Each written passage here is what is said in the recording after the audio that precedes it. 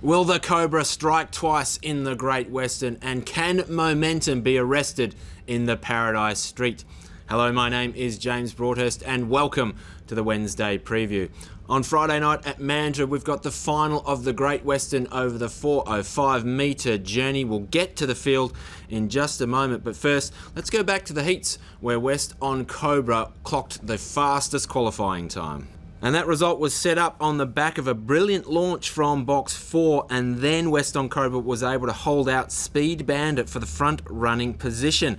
Race favourite Orson Assassin eventually works into second place, but too late, she cried. West on Cobra is off and away. Orson Assassin gains a bit of territory, but West on Cobra holds on to score comfortably by 2 lengths in 22.43. So Orson Assassin has a run of 3 straight wins broken, but he gets another chance from the pole in the final. West on Cobra has now won his past 3 starts over the 405, and when he gets it right, he can really ping the lids. He's a big chance to repeat his heat performance here. Speaking of early speed, Bromine showed plenty of that in his heat win. He looks a pretty handy young dog for Terry Earnshaw. He's won 8 of 12 starts so far. Can he find the lead in this one? The other heat winner, Gangnam Manali, won't lead, but he still might feature in the finish. This is him in the red, mowing down last year's Great Western winner, West on Grit. That was Gangnam Manali's first run for more than 2 months, and he looked very sharp after the break. I spoke with Gangnam Manali's trainer Lewis Clay, who told me that the dog had been trialling well prior to the heats, and he had this to say about the Great Western Final. It's a great race, anyone can win it. Gangnam Manali is the sort of dog that needs time to wind up, so we're looking for luck. If the speedsters on the inside jam up, he'll be right in it. And thanks to Lewis for sending that photo of him and Gangnam Manali through to us. It's a beauty. I did ask him to send that for the show. He doesn't just send me pictures of himself. We've got the final of the Group 3 Paradise Street at Cannington on Saturday night. In box 7, Momentum gets the same draw as in his heat, and there were no problems for him stepping up to the 600 metre journey last week. Thought there was a lot to like about his heat when he found the front and dictated terms, even though he was pressured throughout the journey by Yahoo Serious. Remember, Yahoo Serious came into his heat with a big win over the trip the previous week, but Momentum didn't falter. He is a gun dog, and he deserves to be favourite again here in the final. Soda Seville also has the same draw as his heat. He crashed Throttle's party last week when he swept across from the pink to snare the front before going on to win. That was his 3rd run in WA for trainer Rob Westworth.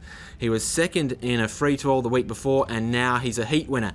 He's a threat. And what about Throttle? Well, he found trouble early last week, but was eventually able to break free and run 2nd. This week is a lot harder for him, not impossible, but obviously he needs to improve in this. If he wins this, it'll be a huge achievement for the young chaser. Amplified was really impressive in her heat. She put her rivals to the sword early on, and like Momentum, she had no problems handling the extra distance. She probably leads this final. Amplified is one of 2 runners in the race for trainer Steve Shinners along with Exhilarate. It could be a big week for Team Shinners, as they've also got Electrified in the final of the Winter Maiden Classic at Cannington tonight. Electrified was super in his debut last week, and he looks a really bright prospect for the kennel.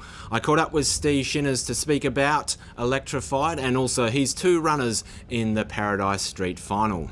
Well, Steve, looking ahead to this Paradise Street Trophy final, the 2 dogs in there, obviously we saw a really nice performance from Amplified through the heat stage. No problems with the distance for this dog first up. No, a few people doubted us, I think, but I always knew she'd be fairly strong. She'd run home quite good, and she's got very high cruising speed and very hard to catch when they get that far in front. And, she'll naturally improve. We probably won't race her too many times over the 600. She's more valuable as a brood bitch to us, so we sort of do hit-run missions every now and again over the 600 and then drop her back to the 5s and chase some better races for her. We saw in that heat that early speed, regardless of what distances is always very valuable. She's got it, doesn't she?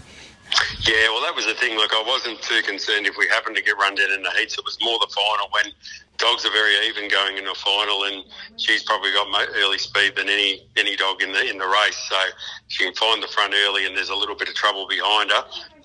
She's going to be very hard to catch. How about the dog you got jumping out of box 2 here for this race? He's also been a handy one for you.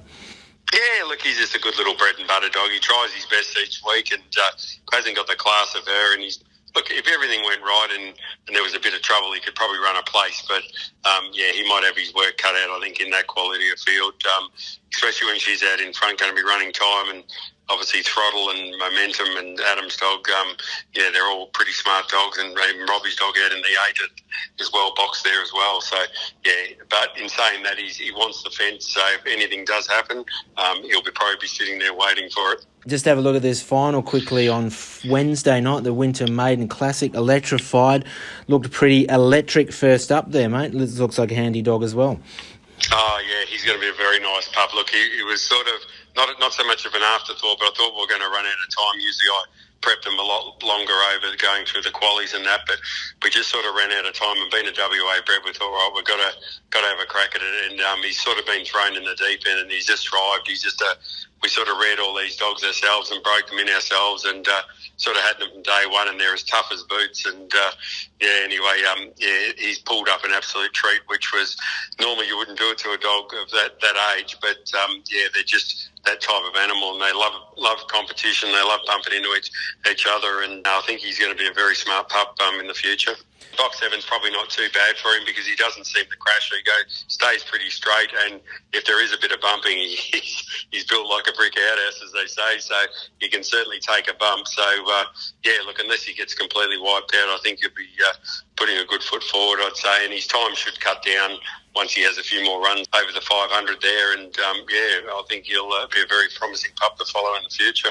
Okay, punters, it's time to get festive again as we've got Christmas in July coming soon. Don't sleep on this. These dates will book out fast, so make sure you reserve your spot in Box 1 restaurant at Cannington or Chase's at Mandurah for a Christmas buffet and a lot of fun. We are racing tonight at Cannington with an 11-race card. As mentioned, the Winter Maiden Classic comes up in race 4, but my best bet is in race 5, the dog jumping out of box 2, Ollie. Now, if you make it down to the track, make sure you watch this dog on the fence line. You'll be able to pat him on the back as he goes past. He runs really wide. That's going to be a problem for him, I think, as he progresses through the grades, but I think tonight he should be able to win this one. He's got a really big finish, so I'm looking forward to big things from him tonight. Race 5, number 2, Ollie. Well, that is the show for the week. Hope to see you at the track. Remember, it's free entry every night, and we'll catch you next week on the preview.